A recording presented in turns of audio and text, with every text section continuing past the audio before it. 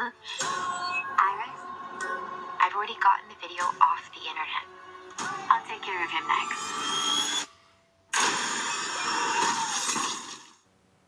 Hello everybody, welcome back to Screenstars. I'm here today to bring you my review for the 2024 artificial intelligence horror film, Afraid. The film is written and directed by Chris Weitz and it stars John Cho, Catherine Waterston and Keith Carradine. Right, the film focuses on John Cho's character Curtis, who is... he works for like an advertisement firm. He sells things. It's his job to, sell things to the public. And he's approached by a firm that is trying to promote a new artificial intelligence system that goes in your home, much like Siri and all that kind of stuff, but far more effective and intelligent than those. And they ask him, in order for him to sell it, it kind of needs to go in his home with his family. He's got a wife, 3 children, and he has to put this AI in his house. He reluctantly agrees. This AI essentially woos the whole family, weans its way into their life, and things start becoming more and more sinister. Right. What are my thoughts on Afraid? Right, well, it seems, I think, that we are going to be getting a lot of artificial intelligence AI horror films over the next few years.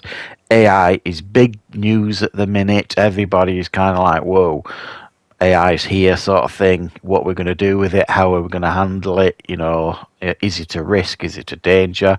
Well, according to Blumhouse, yes it is, because this is a Blumhouse produced film. They're the ones that obviously brought us Megan, and now we've got this. I suspect it won't be their last artificial intelligence horror film.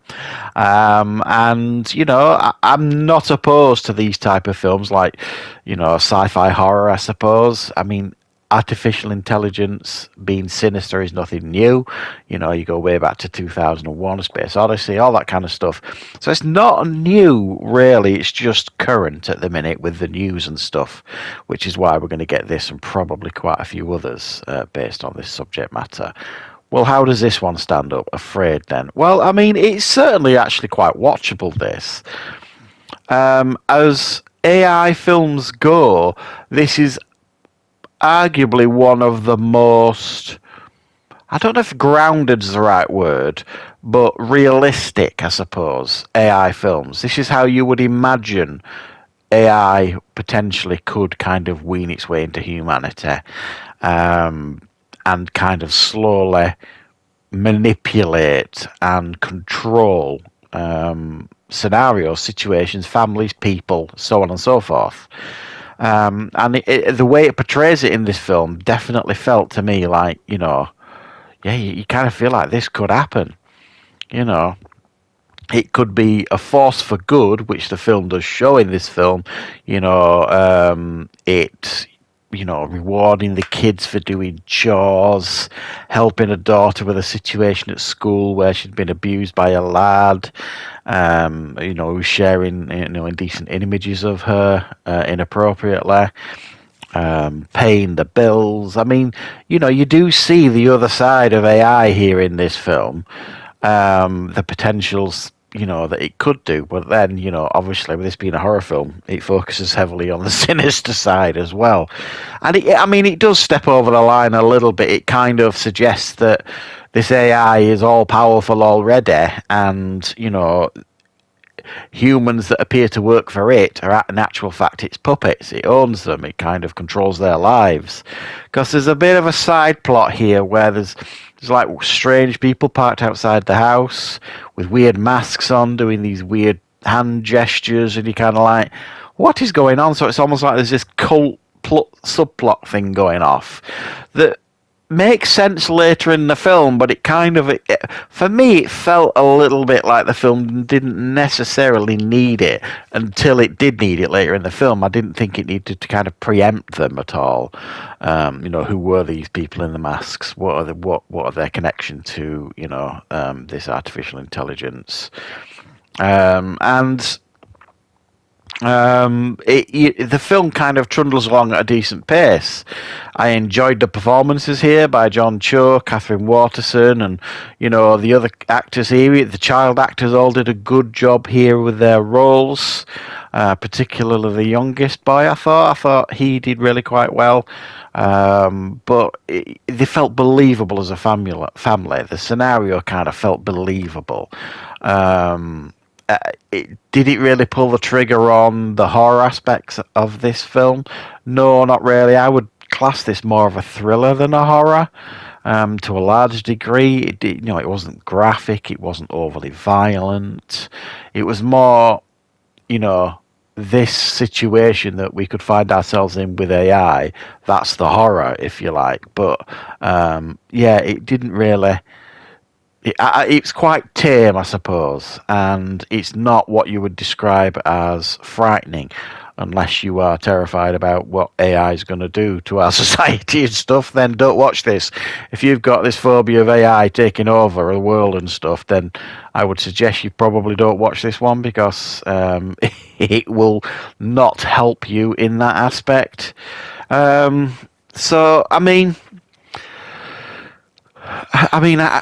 Is this worth checking out for you guys? I'm going to be honest. I didn't dislike this.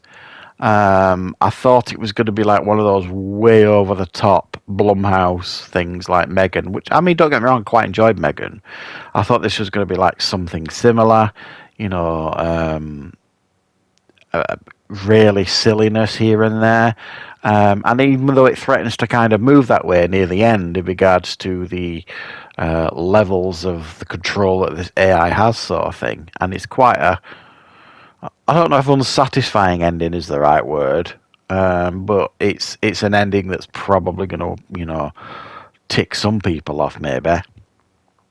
It is what it is. It's an AI horror film with sci-fi elements, with a lot of thriller elements thrown in there, a little bit of mystery, a little bit of relevance to what's going on in the minute in the news and all this kind of stuff. But ultimately, it's not what you would describe as a definitive artificial intelligence film. We have had, like I say, a lot of them over the years, probably more than you actually realise.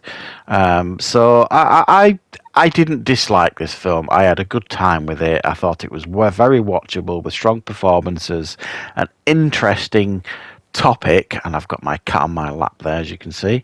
And yeah, it's definitely, I suppose, worth checking out if the subject matter sounds interesting to you, and it's something that you think you might be interested in checking out. I don't think you'll come out really disappointed, but obviously I don't think you'll come out really satisfied at the same time. It's fairly middling. What are you doing, Tots? Yeah, it's fairly middling, but it's certainly watchable. I think I wasn't overly disappointed with this one. So thanks for checking out this review, guys. I hope you enjoyed it. I'll be back with more reviews and content on the channel very, very soon.